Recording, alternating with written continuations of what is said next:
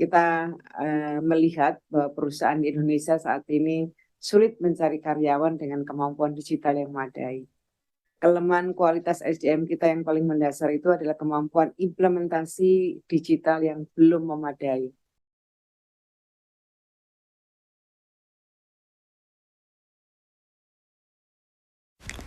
Assalamualaikum warahmatullahi wabarakatuh. Halo teman-teman, bagaimana kabarnya?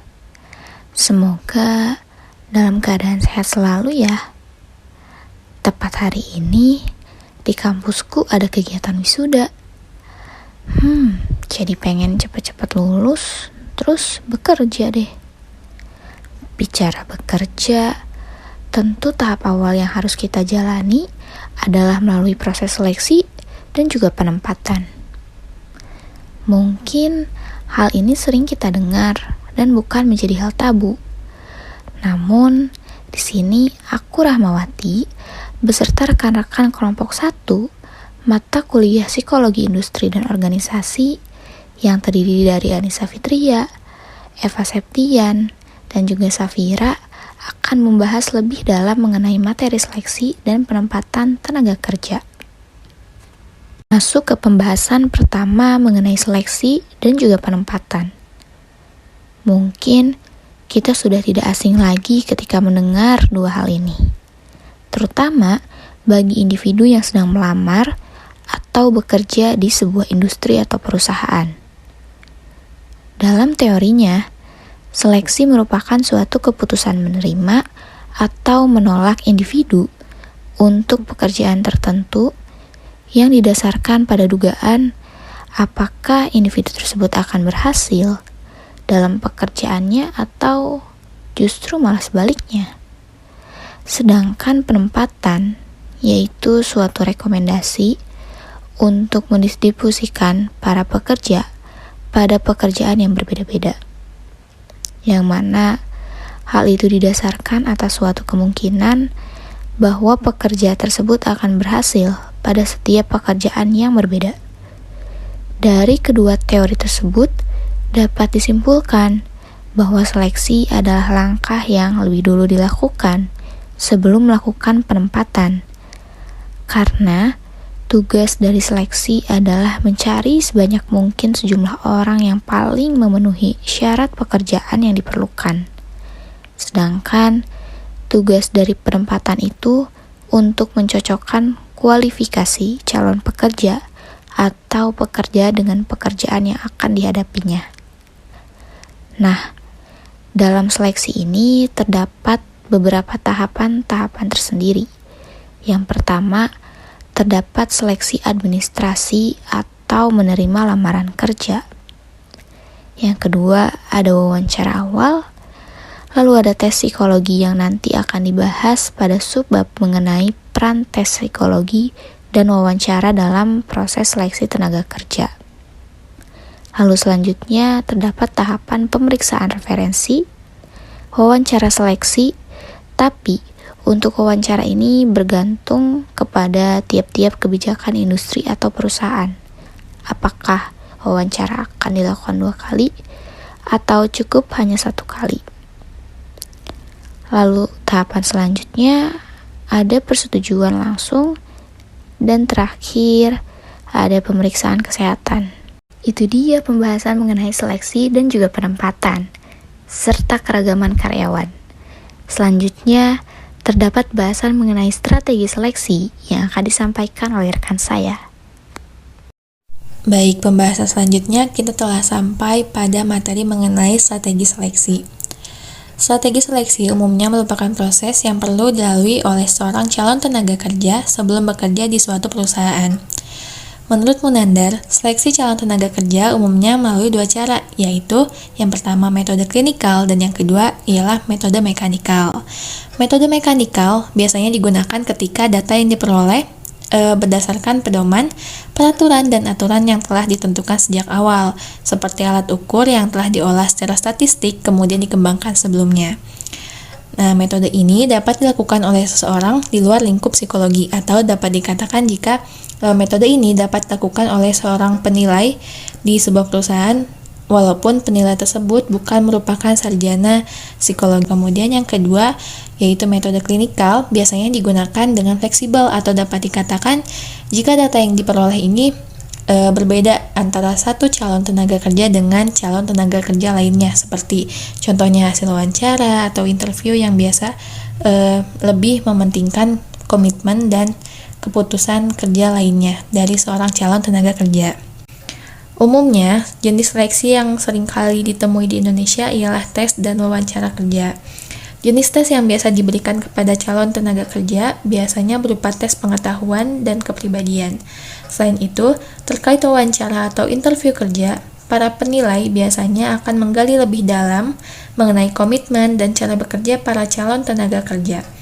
Tes atau interview yang digunakan untuk mengungkapkan apakah calon tenaga kerja ini memenuhi kualifikasi yang ditetapkan di dalam perencanaan sumber daya manusia. Subbab berikutnya yakni mengenai peranan tes psikologi dan wawancara dalam proses seleksi tenaga kerja.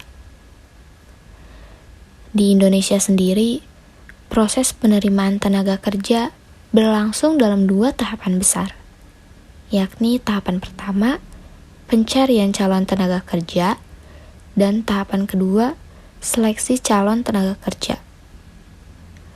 Dalam pencarian calon tenaga kerja, bisa dilakukan dengan berbagai cara. Bisa melalui iklan, pendekatan langsung ke sekolah, biasanya terjadi di sekolah menengah kejuruan. Dengan memiliki kenalan, dan bisa dengan melamar sendiri ke perusahaan. Sedangkan untuk tahapan kedua, yakni seleksi calon tenaga kerja, terbagi menjadi 6 tahapan. Tahapan pertama, seleksi surat lamaran atau administrasi. Tahapan kedua, wawancara awal agar staf di bagian sumber daya manusia memiliki gambaran umum tentang kesesuaian calon pekerja dengan pekerjaan yang dilamar. Tahapan ketiga, yakni ujian, psikotes, dan wawancara lanjutan. Tahapan keempat, penilaian akhir.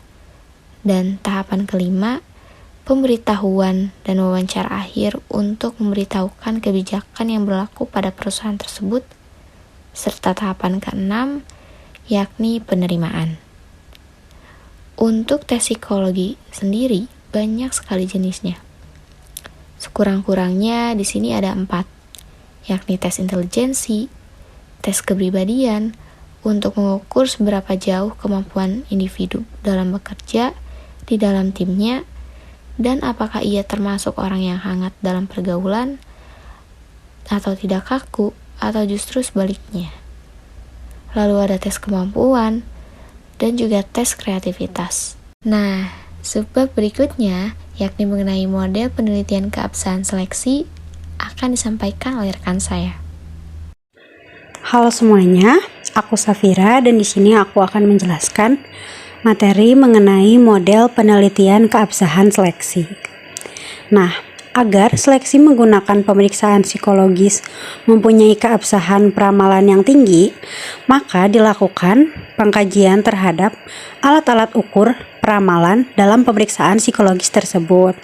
Nah, ada berbagai macam model penelitian seleksi. Salah satunya adalah model penelitian seleksi tradisional. Model seleksi tradisional ini terdiri dari langkah-langkah berikut ini, yaitu ada 6. Yang pertama ada analisis atau kajian pekerjaan, yaitu proses mengumpulkan data tentang pekerjaan, contohnya sasaran pekerjaan, tugas-tugas, cara yang digunakan dalam melakukan pekerjaan, kemudian bahan dan alat yang digunakan, dan juga kondisi kerja. Kemudian langkah yang kedua adalah penentuan peramal atau prediksi dan alat ukurnya. Nah, berdasarkan data pekerjaan yang telah terkumpul, itu kemudian ditentukan ciri-ciri pribadi apa yang diperlukan dalam pekerjaan tersebut, yang kemudian menjadi dasar dari peramalan atau prediksi. Nah, ditentukan juga alat ukurnya, kemudian alat ukur tersebut bisa dibuat dan dikembangkan. Nah, alat ukurnya itu bisa berupa tes psikologi atau wawancara ataupun ujian atau alat non psikologi lainnya. Nah, selanjutnya ada langkah penentuan kriteria keberhasilan dan alat ukurnya. Ini berdasarkan data pekerjaan yang telah dikumpulkan dapat ditetapkan seperangkat kriteria keberhasilan, yaitu dalam bentuk jumlah produk itu untuk pekerjaan jasa atau layanan ataupun perilaku yang diharapkan. Nah, alat ukur kriteria keberhasilan dapat ditetapkan, dibuat dan dikembangkan, yaitu ditetapkan keabsahannya atau kendalanya.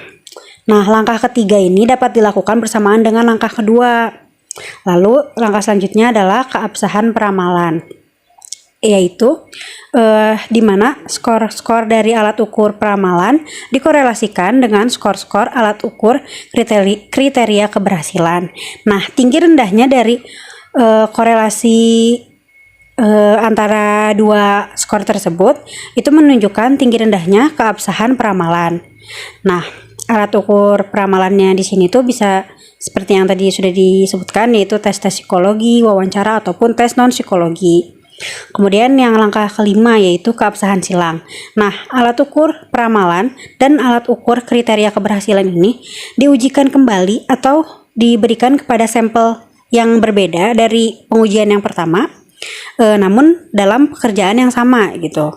Nah, jika hasilnya berbeda, maka angka 1 sampai 3 itu perlu dikaji lagi. Namun jika hasilnya sama, maka bisa langsung maksudnya jika hasilnya menegaskan dari langkah 4, maka bisa langsung dilanjut ke langkah ke-6.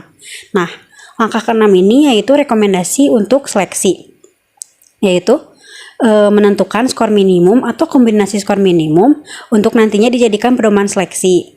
Lalu ada juga menyusun pedoman pemberian dan penilaian alat ukur dari peramalan. Nah, sekian yang dapat saya sampaikan. Lanjut ke materi selanjutnya. Materi selanjutnya adalah mengenai analisis pekerjaan. Analisis pekerjaan merupakan suatu proses kajian sistematis tentang kegiatan-kegiatan yang dilakukan dalam satu pekerjaan, mencakup tugas-tugas, tanggung jawab, dan tanggung gugat untuk dapat menentukan pengetahuan, keterampilan, kemampuan, dan ciri-ciri kepribadian lain yang diperlukan untuk melakukan pekerjaan tersebut dengan baik. Metode analisis pekerjaan dapat digolongkan ke dalam dua kelompok metode, yaitu yang pertama, metode kuesioner yang mencakup kuesioner lewat pos, teknik daftar periksa atau checklist, kemudian teknik buku harian atau logbook, dan lainnya. Lalu metode yang kedua adalah metode wawancara dan observasi yang terdiri dari teknik wawancara perorangan, teknik observasi, teknik wawancara kelompok, teknik konferensial teknikal, dan teknik partisipasi kerja. Data pekerjaan dapat dikumpulkan dari yang pertama, pemegang pekerjaan sendiri atau pekerja itu sendiri, yang kedua dari atasannya, yang ketiga dari pekerja maupun dari atasannya, lalu yang keempat dari para ahli dalam pekerjaan tersebut. Lalu dalam analisis pekerjaan ini ada yang namanya sumber kesalahan. Ada dua sumber kesalahan utama dalam analisis pekerjaan, yaitu pemberi keterangan pekerjaan dan pekerjaan itu sendiri. Nah, yang pertama itu sumbernya adalah pemberi keterangan pekerjaan. Pemberi keterangan pekerjaan ini bisa berupa si pekerja itu atau atasannya ataupun ahli dalam pekerjaan tersebut. Nah, mengapa pemberi keterangan pekerjaan ini bisa dikatakan sebagai sumber kesalahan? Karena secara sadar atau tidak sadar, para pemberi keterangan pekerjaan ini cenderung memberikan keterangan pekerjaan yang akan menguntungkan mereka. Nah, contohnya tuh gini. Keterangan disampaikan oleh mereka, oleh pekerja itu sendiri ataupun atasannya ataupun ahli dalam pekerjaan tersebut itu bisa saja tidak sesuai. Jadi mereka bisa saja menguraikan pekerjaannya sesuai dengan apa yang mereka pikirkan seharusnya si pekerjaan tersebut terlaksana gitu. Sedangkan tidak sebagaimana pekerjaan dalam kenyataan dilaksanakan sewaktu dianalisis pekerjaannya. Mungkin singkatnya seperti ini. Mereka para pemberi keterangan pekerjaan, yaitu si pekerja, atasannya ataupun ahli dalam pekerjaan tersebut akan memberikan keterangan yang menurut mereka itu seharusnya hal tersebut terlaksana dalam pekerjaan. Namun fakta di lapangannya tidak demikian. Fakta di lapangannya masih mungkin saja masih tidak seperti apa yang seharusnya dilaksanakan, seperti itu. Nah, lalu sumber yang kedua itu adalah pekerjaan itu sendiri. Nah, pekerjaan itu tentu tidak ada pekerjaan yang tidak berubah. Nah, dalam pekerjaan juga ada pekerjaan yang memang rutin dilakukan secara cara yang sama, yang mungkin akan terus diulang dalam interval waktu tertentu. Ada juga pekerjaan yang memang berbeda-beda, yang tidak diulang, yang tidak selalu sama gitu. Nah, mungkin untuk pekerjaan yang diulang-ulang atau yang rutin itu mungkin dapat dengan mudah mendeskripsikannya. Sedangkan jika pekerjaan yang berubah-ubah atau yang tidak tentu akan lebih sulit untuk dideskripsikan. Dan pekerjaan juga meskipun ada pekerjaan yang tujuan tercapainya pekerjaan tersebut sama, namun ada beberapa juga yang cara untuk menempuh tujuan tersebut itu berbeda gitu. Nah, dari perbedaan tersebut bisa menjadi sumber kesalahan dari analisis pekerjaan itu. Nah, mungkin sekian yang dapat saya sampaikan. Terima kasih. Materi selanjutnya nih terkait masalah peramal atau prediktor. Berikut adalah alat-alat ukur peramalan psikologi. Yang pertama ada tes kecakapan. Tes kecakapan adalah tes yang dirancang untuk menentukan sejauh mana baiknya seseorang dapat melakukan sesuatu. Contohnya ada tes kecakapan intelektual, tes kecakapan keruangan dan mekanikal, tes ketepatan pengamatan, dan tes kecakapan gerak. Kedua, ada tes kepribadian objektif. Tes ini merupakan ukuran dari ciri-ciri kepribadian yang mempunyai bentuk yang berstruktur. Tidak ada jawaban yang salah dan benar. Individu sendirilah yang menentukan jawaban yang paling sesuai dengan dirinya. Contohnya ada tes kepribadian dan tes minat kejuruan. Yang ketiga ada tes kepribadian proyektif. Tes ini merupakan ukuran dari ciri-ciri kepribadian yang tidak berstruktur. Individu perlu memberikan jawaban-jawaban yang terhadap rangsangan yang ambigu. Contohnya ada di tes gambar manusia atau pohon. Yang keempat ada tes situasional. Tes ini mengukur perilaku yang khas yang sangat dipengaruhi oleh variabel-variabel lingkungan. Contohnya tes contoh kerja atau work sample test dan tes simulasi manajemen atau tes permainan manajemen. Yang kelima ada informasi lewat biografi. Pertanyaan dari daftar pertanyaan biografi ini merupakan pertanyaan tentang ciri-ciri objektif dari latar belakang sekolah, pekerjaan, dan pribadinya. Kemudian yang terakhir ada wawancara. Salah satu teknik seleksi di mana data tentang diri calon tenaga kerja dikumpulkan melalui pertanyaan-pertanyaan yang diajukan secara lisan.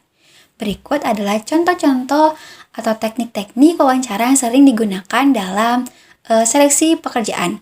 Yang pertama ada wawancara terfokus, kedua ada wawancara tidak mengarah, dan yang terakhir ada wawancara ganda. Selanjutnya masalah kriteria keberhasilan.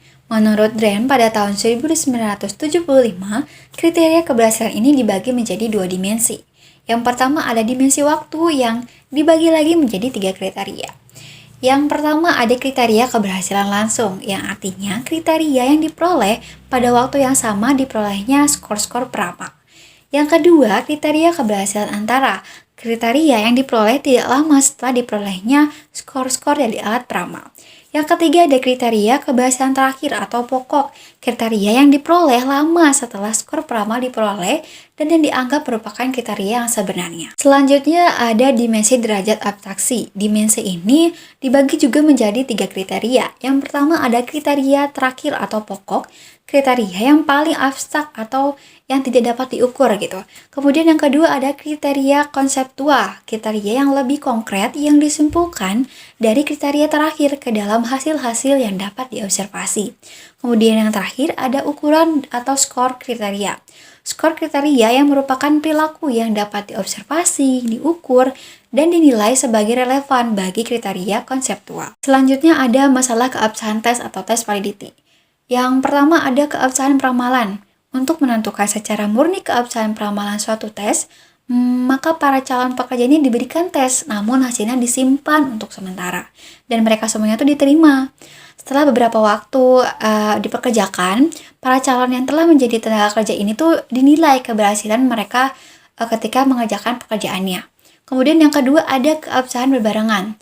Keabsahan berbarengan ini tuh mempelajari hubungan antara perilaku dalam situasi tes atau skor yang diperoleh dengan perilaku pada pekerjaannya pada saat yang sama. Tujuannya adalah untuk menghilangkan jarak waktu yang panjang antara pemberian tes dengan pengumpulan dari ukuran-ukuran perilaku pada pekerjaan atau kriteria keberhasilan. Yang ketiga ada keabsahan konstruk. Keabsahan konstruk ini mempelajari sejauh mana sih alat ukur betul-betul mengukur apa yang hendak diukur. Kesulitan pada studi keabsahan ini sama dengan kesulitan pada studi keabsahan peramalan, yaitu kesulitan dalam menentukan kriteria yang tepat. Kemudian yang terakhir ada keabsahan sintetik. Keabsahan sintetik ini dapat mengatasi masalah yang muncul pada keabsahan peramal, yaitu sampel yang besar gitu. Selain keabsahan sintetik ini juga mempunyai keuntungan bahwa alat seleksi dikembangkan untuk sekelompok pekerjaan. Terakhir nih teman-teman, akan dibahas juga mengenai assessment center oleh rekan saya. Selanjutnya kita telah sampai di pematerian atau pembahasan yang terakhir, yaitu terkait dengan pusat penaksiran atau yang biasa kita kenal dengan istilah assessment center. Istilah ini digunakan untuk menyebut sebuah proses, prosedur atau metode pendekatan yang menilai dan mengukur kompetensi calon tenaga kerja. Metode pusat penaksiran merupakan prosedur yang komprehensif dan baku di mana banyak teknik asesmen yang digunakan secara kombinasi untuk menilai perilaku individu dengan berbagai tujuan. Metode ini pada awalnya dilaksanakan dengan full time di satu lokasi khusus. Namun, sekarang istilah pusat penaksiran digunakan untuk menguraikan satu situasi di mana metodologi asesmen yang sama digunakan tanpa memperhatikan tingkat pelaksanaan maupun lokasi dari proses. Nah, tujuan dari pusat penaksiran atau assessment center ini terdiri dari yang pertama, sebagai seleksi tenaga kerja terkait kecakapan untuk dipromosikan kepada pihak manajerial. Lalu yang kedua, pengenalan atau identification dari tenaga kerja yang memiliki potensi manajemen pada permulaan dari karir mereka. Lalu yang ketiga, penempatan dari para tenaga kerja ke dalam posisi yang akan memanfaatkan bakat mereka, serta untuk pengembangan para tenaga kerja selanjutnya. Lalu yang terakhir, pengembangan pribadi untuk membantu tenaga kerja mengenali kemampuan dan membantu mereka meningkatkan kemampuan tersebut. Setelah melalui proses panjang tersebut, calon tenaga kerja yang mampu memenuhi kompetensi-kompetensi yang telah ditetapkan akan lebih mudah beradaptasi dengan lingkungan kerja nantinya. Selain itu, berdasarkan simulasi dari masalah yang diberikan, diharapkan mereka dapat mengarahkan kerja terbaik mereka dalam pemecahan masalah di lingkungan pekerjaan. Penilai atau asesor tidak sembarangan memilih calon tenaga kerja. Mereka jelas hanya menerima yang kompeten dan berkomitmen untuk bekerja dengan baik, berdasarkan kemampuan, keterampilan, dan karakteristik pribadinya. Apabila kita menilik kembali kepada beberapa materi yang telah dipaparkan sebelumnya, dapat disimpulkan bahwa sejatinya proses seleksi merupakan langkah awal bagi suatu perusahaan untuk dapat memperoleh tenaga kerja yang berkualitas dan dapat mendukung tercapainya tujuan perusahaan dengan baik. Sedangkan penempatan merupakan proses menempatkan posisi seseorang ke posisi pekerjaan yang tepat. Seberapa baik seorang karyawan cocok dengan pekerjaannya akan mempengaruhi kualitas pekerjaan. Dari serangkaian materi yang telah kami sampaikan, kami harap dapat memberikan insight dan menambah wawasan kepada para pendengar. Kami juga mohon maaf apabila terdapat kesalahan dalam podcast ini, baik dari tutur kata ataupun teknik penyampaian yang kami berikan. Terima kasih sudah mendengarkan, sampai jumpa di kesempatan lainnya.